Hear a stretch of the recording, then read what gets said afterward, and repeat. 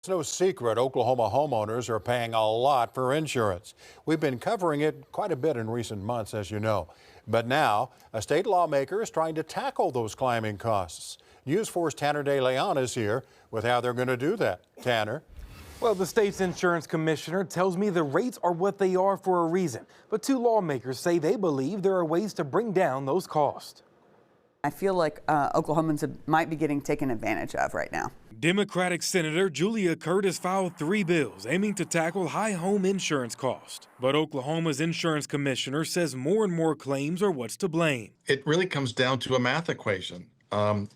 That's what drives the rates. I mean, we're talking about 50% increases, 100% over a couple of years, and it's really causing problems for people. Oklahoma has consistently been in the top 5 for highest home insurance rates in the country for years. Because right next door in Arkansas and Texas, where they have different ways that they regulate those insurance companies, their prices aren't rising as fast as ours. Her bills look to rein in Oklahoma's open market system. Well, I definitely believe in a free market society. Democratic Representative Mickey Dollins, who also sells insurance, adds, I believe in capitalism, but regulated capitalism. I believe in a regulated market to make sure that there's fairness and affordability and a level playing field for all people who are participating. Insurance Commissioner Glenn Mulready believes what's already in place works. I think the best thing that you can do to push back against excessive profits with a company is to do what you can to maintain a competitive free market and have them competing against each other in the private marketplace. One of Curt's bills caps insurance company profits and sends the excess back to customers at the end of each year. When it comes to homeowners insurance, we are not seeing any kind of profits. Another bill would give more power to the insurance commissioner to accept or reject proposed rate increases. One of the challenges, our insurance department cannot actually reject rates if they think they go too high.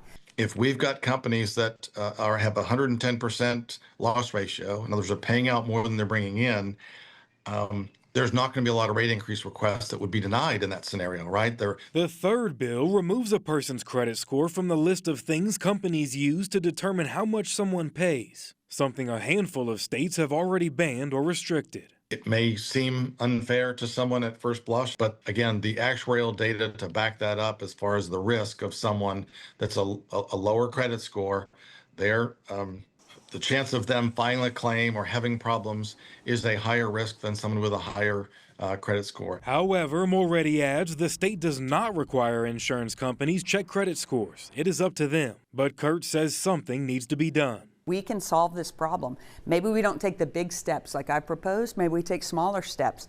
But we can't say, oh, it's just a free market. Now, both Curt and Dollins say to call your legislators to voice your concerns, while Mulready suggests insurance customers shop around for a better rate if they are unhappy with their current one.